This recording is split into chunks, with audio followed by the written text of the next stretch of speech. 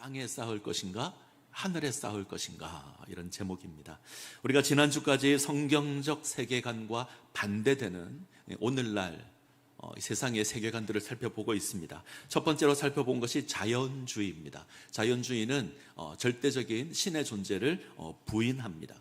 하나님께서 세상을 창조한 것이 아니다. 세상은 오랜 시간 동안 우연히 이 땅에 만들어진 것이다. 그리고 스스로 만들어진 그 원리에 따라서, 법칙에 따라서 운행된다. 이게 자연주의입니다. 상대주의가 있었습니다. 절대적인 진리를 부인합니다. 모든 것이 진리다. 이것도 진리고 저것도 진리다. 이게 상대주의고요. 우리가 지난주에는 개인주의 세계관을 살폈습니다.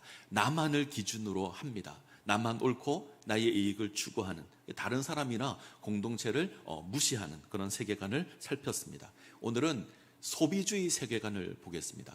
화면을 한번 보시면 후역장님들께서 공유해 주실 겁니다. 이 땅의 것으로 나의 만족을 구하는 세계관이 소비주의 세계관입니다. 이 땅에 주어진 재물로 나의 욕망을 채우고 그것을 행복이라 말하는 것이 소비주의 세계관입니다. 근데 우리가 주의할 건 물질주의와 소비주의를 조금 구분했으면 좋겠다. 물질주의는 이 땅의 재물에 최고의 가치를 두는 겁니다. 이 땅에서 많은 재물을 가지는 것에 가치를 둡니다. 재물이 많으면 행복하다. 나에게 땅이 이만큼 있다. 내 통장에 돈이 이만큼 쌓여 있다. 이것으로 기뻐하고 이것으로 행복해하는 것이 물질주의입니다. 소비주의는 조금 다릅니다. 지금 내가 누리고 있는 게 중요합니다. 지금 내가 백화점을 가서 명품을 사는 기쁨을 누리는 게 중요합니다. 맛집을 가서 맛있는 것을 먹는 게 중요하죠. 멋진 여행지를 가서 기쁜 시간을 누리는 게 중요합니다. 이것에 가치를 두는 게 소비주의입니다. 좀 비슷하지만 조금 다릅니다. 소비주의를 잘 볼 수 있는 게 SNS죠. 우리는 열심히 사진을 찍어서 올립니다. 마음에 드는 물건을 사면 사진을 찍어서 올리죠. 명품을 사면 입고 사진을 찍어서 올립니다. 식당에 가서 음식 먹기 전에 사진을 찍어야 합니다. 식당 가서 제가 먼저 먹었더니 난리가 났습니다. 사진도 안 찍었는데 먹었다고. 여행지에 가서 멋진 사진을 찍어서 올리는 것에 가치를 둡니다. 이것으로 기뻐하고 이것으로 행복해하는 것, 소비주의입니다. 적절한 예가 될지 모르겠습니다. 연예인 가운데 한 분이 주식 부자가 한 분 계십니다. 아주 오래전에 아주 싼 가격에 주식을 사두었고 가만히 보관해 뒀더니 이 주식이 엄청난 가치를 지니게 되어서 그냥 하루아침에 부자가 되었습니다. 사람들이 다 부러워했습니다. 나도 저때 주식을 사야 됐었는데, 내가 저때 삼성 주식을 사고 하이닉스 주식을 샀어야 되는데, 이렇게 후회를 합니다. 근데 그분의 나이가 지금 88세예요. 얼마 전에 치매 진단을 받으셨습니다. 그랬더니 안 부러워합니다. 많은 돈이 있지만 누리지 못하는 것 같으니 그게 그렇게 부럽지 않은 겁니다. 자, 비슷해 보이지만 이 물질주의와 소비주의가 조금 다릅니다.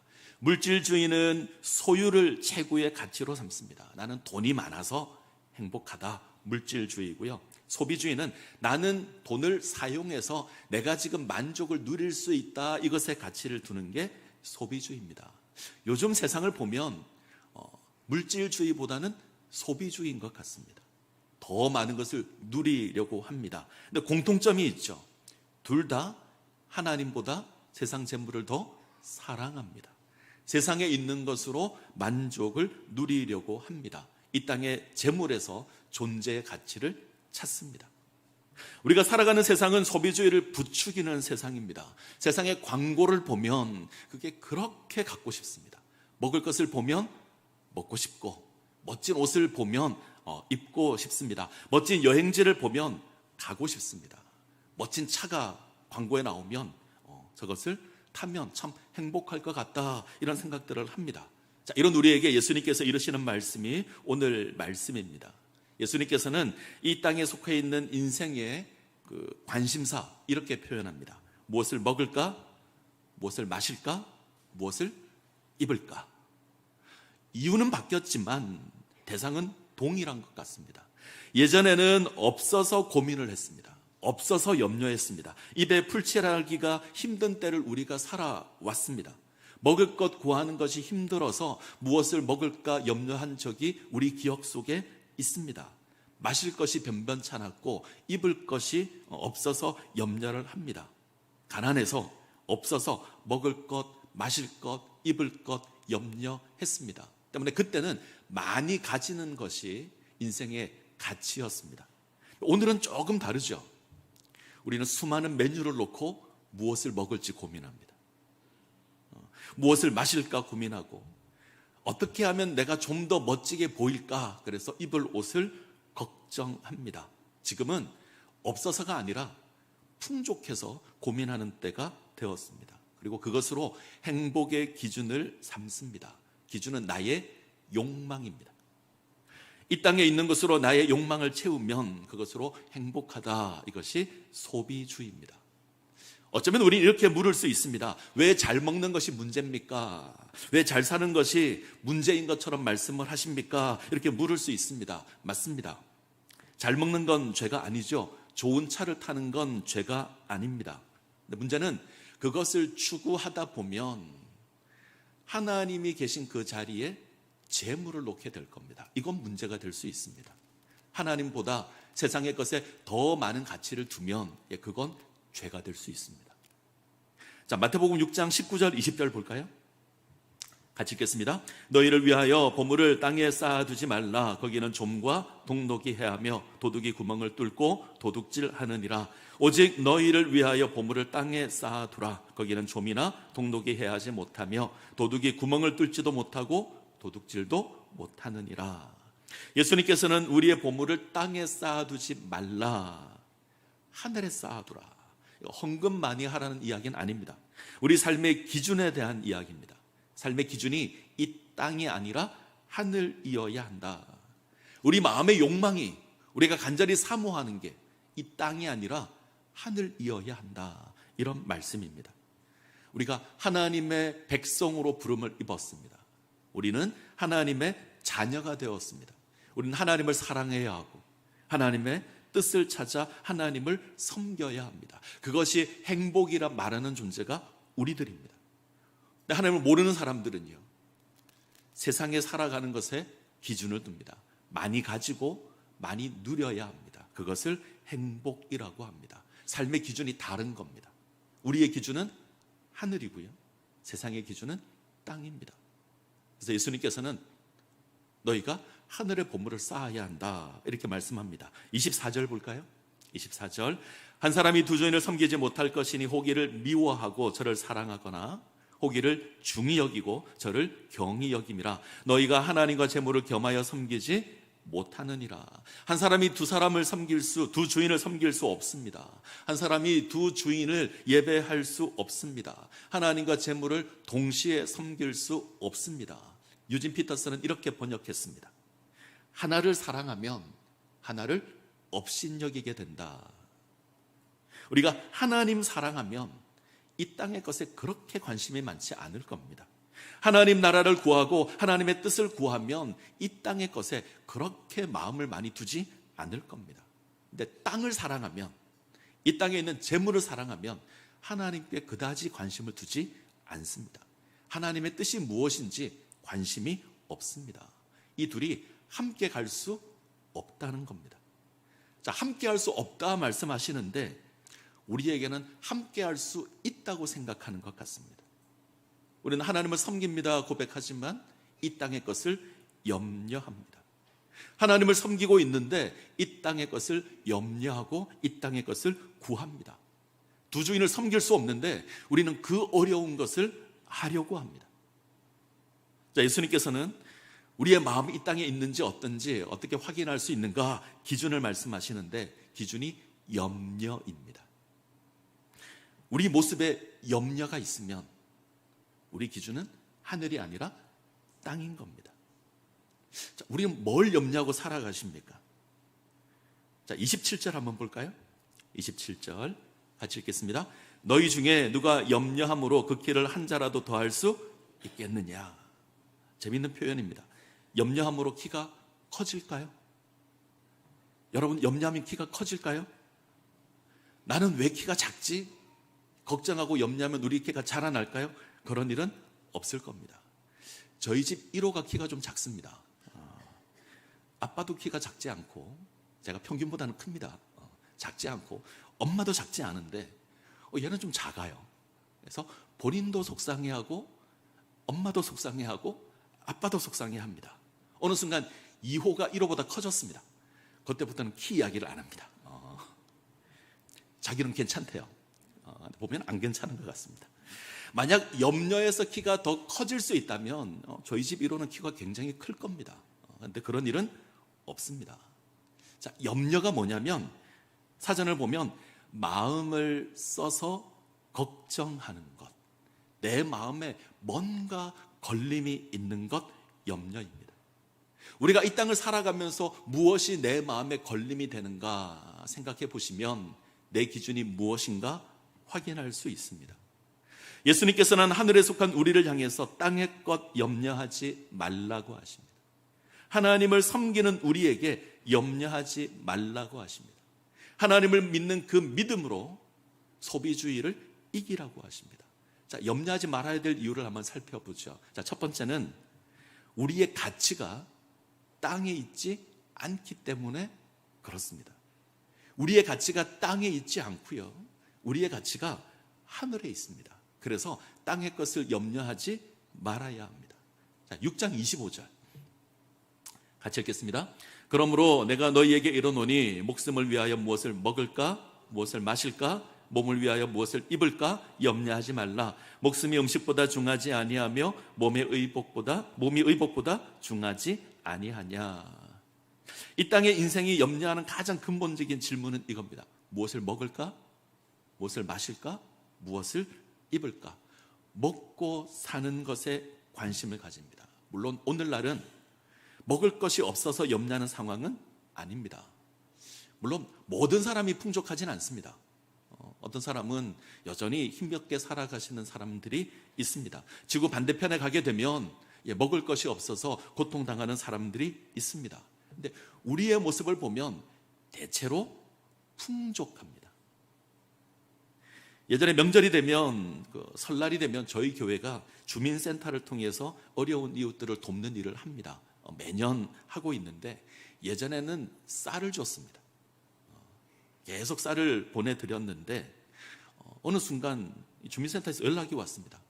목사님, 이제 쌀을 안 가져갑니다. 다른 거 주십시오 그러시더라고요. 쌀이 많아서 안 가져간대요. 그래서 예전에는 저희가 김치를 지원한 적이 있습니다. 금년에는 라면을 드렸습니다. 기본적으로 사람의 삶이 좀 풍족해졌습니다. 어려운 이웃이라고 생각하고 우리는 도왔는데 이제는 그것조차도 넉넉해서 안 가져간답니다. 하지만 우리는 여전히 풍족하지만 여전히 우리 가운데 염려하는 게 있습니다. 고민하는 게 있습니다. 없어서 고민하는 것이 아니라 많아서 고민을 합니다. 말씀드린 것처럼 오늘날 사람들은 무엇을 먹을까를 염려합니다.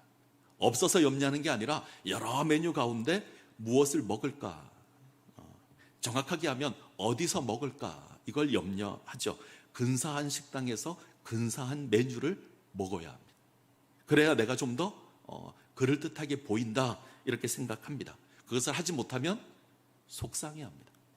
좋은 집에 살기를 원합니다. 월세집에 살면 전세집에 살기를 원하고, 전세집을 살면 내 집 장만하기를 원합니다. 24평 아파트를 살면 32평 아파트를 살고 싶어 하고요, 지방에 살고 있으면 서울에 살고 싶어 합니다. 한강 북쪽에 살고 있으면 한강 이남에 살고 싶어 합니다. 그것으로 가치를 둡니다. 내 인생이 고귀한 인생이다, 그것으로 결정하려고 합니다. 좋은 차를 타고 싶어 합니다. 작은 차보다는 큰 차를 좋아합니다. 내가 운전하는 차가 나의 신분을 결정한다, 우리에게는 이런 생각이 있습니다. 때문에 새 차가 출시되면 타던 차를 팔고 그 차를 사는 사람들이 굉장히 많습니다. 그것에 가치를 두는 겁니다. 어떤 옷을 입는가도 중요하죠. 어떤 연예인이 명품을 입었다, 그것을 입고 돌아다니면 나도 그걸 사야 됩니다. 백화점 가서 사서 입습니다. 내가 그 옷을 입는다고 해서 연예인이 되는 것도 아닌데 우리는 그것을 입는 것으로 나의 존재가 고상해진다 생각합니다. 그것으로 나의 인생의 가치를 두는 겁니다. 제가 이전에 몇 번 말씀드렸는데 세상에 가장 큰 부귀영화를 누린 사람을 하나 뽑으라 그러면 저는 이 사람을 생각합니다. 팝의 황제 마이클 잭슨입니다. 잘 아시죠? 물론 이 사람보다 더 큰 부자가 있습니다. 그런데 전 이 사람이 가장 먼저 떠오릅니다. 그의 앨범 가운데 가장 많이 팔린 앨범은 6,600만 장이 넘습니다. 그리고 수많은 앨범이 있습니다. 앨범 하나당 로열티만 4,000억이 넘습니다. 상상할 수 없는 금액입니다. 세상에 가장 큰 부자 가운데 한 명이 이 사람입니다. 사람들은 이 사람의 재산이 해외에 여러 군데 흩어져 있는데 다 합쳐서 얼마인지 확인할 수 없을 정도로 부자다. 1년 동안 이 사람이 벌어들이는 수입이 얼마인지 본인도 모를 거다. 그 정도로 부자입니다. 이 사람이 사는 집, 거했던 집을 네버랜드라고 합니다. 골프장을 매입해서 피터팬 아시죠? 팅거벨, 이들이 사는 섬의 이름을 따서 네버랜드라고 짓습니다. 크기가 여의도보다 큽니다. 한 사람의 집이 여의도보다 큽니다. 기차역이 있고요, 놀이동산이 있고요, 동물원이 있습니다. 헬기를 타고 하늘에서 내려봐야 다 보입니다. 집은 최고급 자재로 만들었습니다. 마루는 18세기 프랑스 사토에서 제작된 목재를 사용해서 만들고, 욕실의 수도꼭지는 황금입니다. 집에 극장이 있고, 상상할 수 없는 규모와 시설을 가지고 있습니다. 부러우십니까? 나도 저런 데 한번 살아봤으면 좋겠다. 제가 이 네버랜드를 보면서 그런 생각을 했습니다. 과연 마이클 잭슨은 며칠이나 이곳에 있었을까? 1년에 며칠이나 이곳에서 쉬었을까? 이거 다 누려봤을까? 황금 수도꼭지에서 나오는 물로 목욕을 몇 번이나 했을까? 너무 궁금합니다. 제 짐작이지만 며칠 안 될 겁니다. 여러 나라를 순회하면서 공연을 해야 돼서 막상 이 집에 거한 기간은 얼마 되지 않을 겁니다. 아마 그 집을 제대로 누린 사람은 가정부가 아닐까, 그 집을 관리한 사람이 아닐까. 이 사람들이 훨씬 더 많이 마이클 잭슨보다 누렸을 겁니다. 자, 이처럼 화려한 인생을 살았던 인생인데, 마이클 잭슨인데 50세의 나이로 갑자기 인생을 마감합니다. 엄청난 부를 지니고 있는데, 여의도보다 큰 집에 살았는데 아무 의미 없습니다. 아무 가치가 없습니다. 죽은 이후에 그 무엇 하나 가지고 갈 수 없습니다. 그런데 사람들은 여전히 이 땅의 보물을 구합니다. 이 땅의 보물을 쌓으려고 합니다. 자, 6장 25절을 보죠. 6장 25절 같이 읽겠습니다. 그러므로 내가 너희에게 이르노니 목숨을 위하여 무엇을 먹을까, 무엇을 마실까, 몸을 위하여 무엇을 입을까 염려하지 말라. 목숨이 음식보다 중하지 아니하며 몸이 의복보다 중하지 아니하냐. 유진 피터슨이 이렇게 번역했습니다. 제가 읽습니다. 너희가 하나님께만 예배하는 삶을 살기로 결심하면 식사 때 식탁에 무엇이 오르고 옷장에 있는 옷이 유행에 맞는지 따위로 안달하며 설치지 않게 된다. 너희 삶은 뱃속에 넣는 음식이 전부가 아니며 너희의 겉모습도 몸에 걸치는 옷이 전부가 아니다. 하나님을 예배하는 삶을 살기로 결심하면 이 땅에 고민하고 염려하는 게 삶의 고민이나 염려거리가 아니라는 겁니다. 무엇을 먹느냐 삶의 제목이 아닙니다. 무엇을 입느냐, 무엇을 마시느냐 삶의 제목이 아닙니다. 내가 먹는 것, 내가 마시는 것, 내가 입는 것, 나의 인생을 결정하지 않습니다. 무엇을 먹느냐, 마시느냐, 입느냐보다 우리 몸이, 우리 생명이 훨씬 더 중요합니다. 훨씬 더 가치가 있습니다. 순서가 바뀌면 안 됩니다. 우리 목숨을 위해서 먹습니다. 먹는 것을 위해서 목숨을 걸지 않습니다. 우리 몸을 위해서 옷이 필요하지, 옷을 위해서 우리 몸을 희생하는 게 아닙니다. 살아가는데 음식이 필요하죠. 옷도 필요합니다. 그러나 그것이 인생의 본질은 아닙니다. 인생의 목표가 아닙니다. 우리가 살아가는 삶에 돈이 유용한 것이지 돈을 위해서 인생을 사는 건 아닙니다. 표현을 바꾸겠습니다. 우리 인생의 가치가 땅에 있지 않습니다. 먹는 것을 입지 않고 마시는 것에, 입는 것에 입지 않습니다. 그래서 땅에 보물을 쌓는 것이 아니라는 겁니다. 우리 인생의 가치는 하늘에 있습니다. 하늘에서 인생을 주장하시는 분이 계시고 그분에게 우리의 가치가 있습니다. 우리의 가치가 하늘에 달려 있습니다. 하나님께서 우리를 위하여 독생자를 보내셨고 십자가를 지시고 죽으셨습니다. 우리 생명을 위해서 그렇게 하셨습니다. 우리 생명에 대한 가치가 하늘에 있습니다. 훨씬 더 귀합니다. 우리의 가치가 하늘에 달려 있습니다. 그래서 하늘의 보물을 쌓으셔야 합니다. 자, 6장 33절. 그런즉 너희는 먼저 그의 나라와 그의 의를 구하라. 그리하면 이 모든 것을 너희에게 더하시리라. 오늘 말씀의 주제입니다. 우리 가치는 하나님의 나라에 있습니다. 하나님의 의에 있습니다. 우리가 이것을 구해야 합니다. 땅에 우리의 기준을 두면 염려할 겁니다. 반대로 하늘의 보물을 쌓으면 염려하지 않을 겁니다. 우리 가치를 하늘에 두시기 바랍니다. 자, 두 번째, 우리가 염려하지 말아야 될 이유가 있는데 하나님께서 우리 아버지가 되시기 때문에 그렇습니다.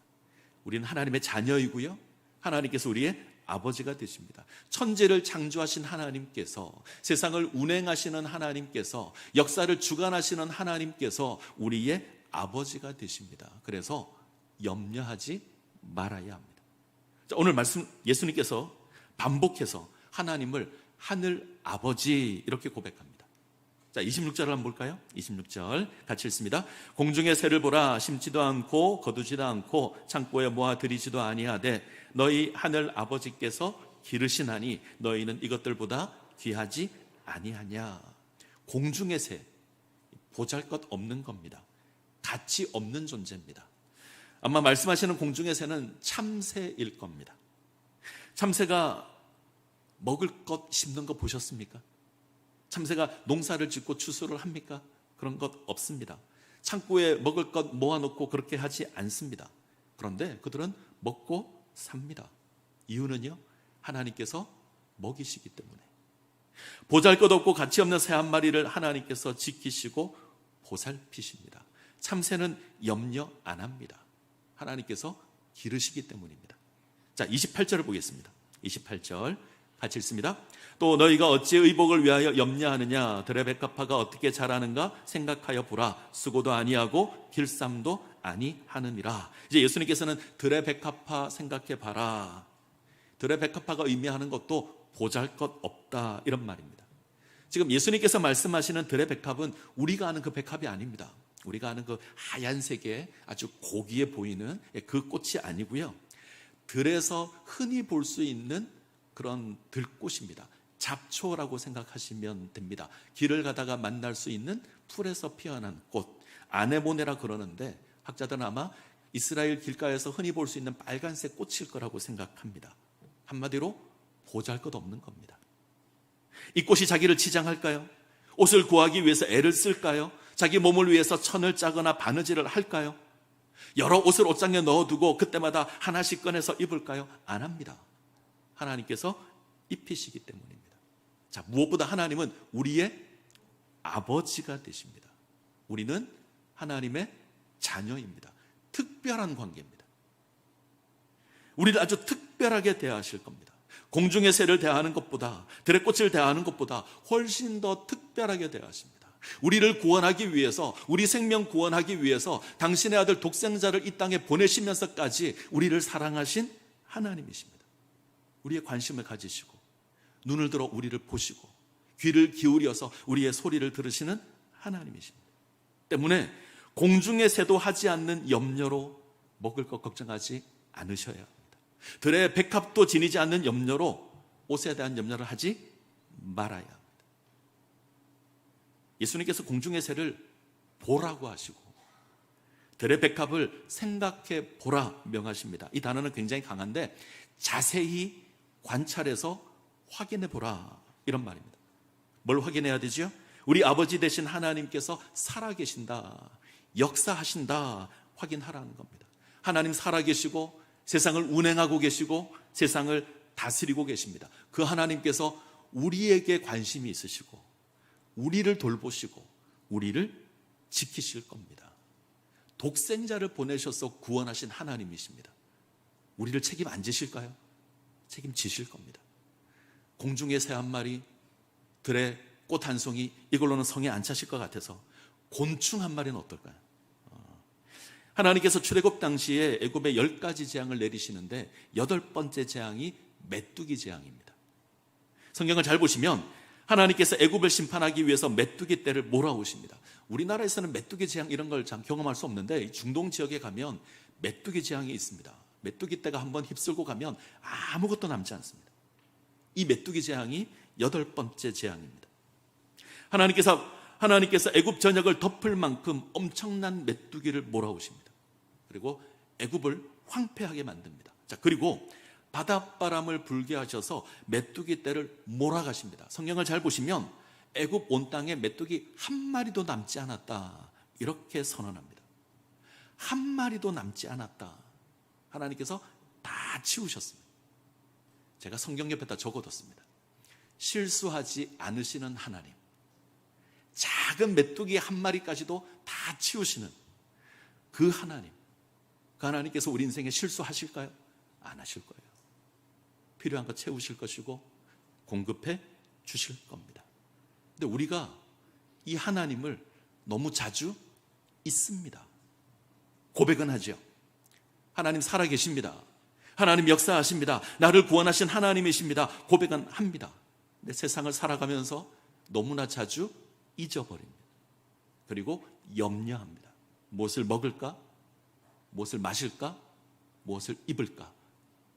염려합니다. 그러지 않으셔야 합니다. 하나님께서 우리를 아십니다. 우리의 모든 것 아시고 우리의 필요를 아십니다.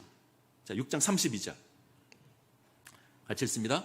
이는 다 이방인들이 구하는 것이라. 너희 하늘 아버지께서 이 모든 것이 너희에게 있어야 할 줄을 아시느니라. 하나님을 모르는 이방인들이 구하는 게 무엇을 먹을까, 무엇을 마실까, 무엇을 입을까 합니다. 하늘 아버지를 우리가 안다면 염려하지 않아야 합니다. 하나님께서 우리의 모든 필요를 아십니다. 로마서 8장 32절 자기 아들을 아끼지 아니하시고 우리 모든 사람을 위하여 내주신 이가 어찌 그 아들과 함께 모든 것을 우리에게 주시지 아니하겠느냐. 우리를 위하여서 무엇이든 하실 수 있는 하나님이십니다. 자기 아들까지 아끼지 않고 우리에게 주신 하나님이십니다. 무엇을 더 아끼시겠습니까? 필요한 것이 있다면 채워 주실 겁니다. 그러기에 염려하지 않아야 합니다. 자, 정리하겠습니다. 하나님의 백성으로 부름을 입은 우리는 하늘의 보물을 쌓아야 합니다. 하나님을 섬기는 삶을 살아야 합니다. 하나님의 뜻을 구하는 삶을 살아야 합니다. 이 삶은 이 땅에서 염려하지 않는 것으로 확인되어야 합니다. 자, 6장 34절을 보죠.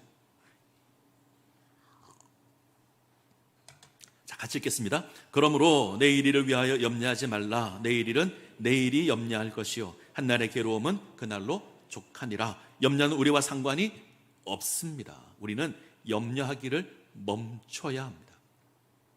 베드로는 너 염려를 다 주께 맡겨버리라 권면합니다. 하늘 아버지께서 나의 하나님이 되시기에 우리는 그 하나님을 의지하여서 염려하지 않아야 합니다. 오늘 나와 함께 하시는 하나님, 내일도 나와 함께 하실 겁니다. 오늘 나를 지키시는 하나님, 내일도 나를 지켜주실 겁니다. 오늘 만나와 메추라기를 주시는 그 하나님께서 내일도 만나와 메추라기를 주실 겁니다. 이 하나님 믿으시기 바랍니다. 자, 34절 다시 한번 볼까요? 자, 다시 한번 읽겠습니다. 그러므로 내일 일을 위하여 염려하지 말라. 내일 일은 내일이 염려할 것이요 한날의 괴로움은 그날로 족하니라. 우리 성경 번역이 이제 몇 년 전에 바뀌었는데 예전의 번역을 개역 한글 그러고요. 요즘 우리가 쓰는 걸 개역 개정이라 그럽니다. 자, 이 34절도 번역이 바뀌었는데 한 글자가 바뀌었습니다. 지금 화면에 떠 있죠? 노란색으로 표시된 글자가 보이십니까? 예전 번역은 이랬습니다. 내일 일은 내일 염려할 것이요. 지금 우리 번역은요. 내일 일은 내일이 염려할 것이요. 이 자가 붙었습니다. 근데 뜻이 바뀌었습니다. 예전 번역은 내일 일은 내일 가서 염려해 이런 말입니다. 내일 일은 내일 염려하지 오늘 염려하지 마. 이게 예전 번역입니다. 지금 번역은요. 내일 일은 내일이라고 하는 그 녀석이 염려하게 내버려 둬라는 거예요. 내일이라는 것을 사람처럼 표현한 겁니다. 내일 일은 내일이 할 거지 내가 할 게 아니다, 이런 말입니다. 나와 아무런 상관이 없다는 뜻입니다. 내일 일을 염려하지 마십시오. 그건 내일이라고 하는 녀석이 할 거예요. 우리하고는 상관없습니다. 자, 말씀 뵙겠습니다. 세상은 끊임없이 우리를 유혹합니다. 더 소비하라, 더 누려라, 더 가져라, 이렇게 말합니다. 그것으로 너의 욕망을 채우라, 그것이 행복이다 말합니다. 예수님께서는 하나님의 나라와 하나님의 의를 구하라고 합니다.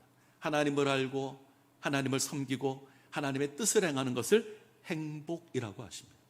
그런즉 너희는 먼저 그의 나라와 그의 의를 구하라. 그러면 이 모든 것을 너희에게 더하시리라.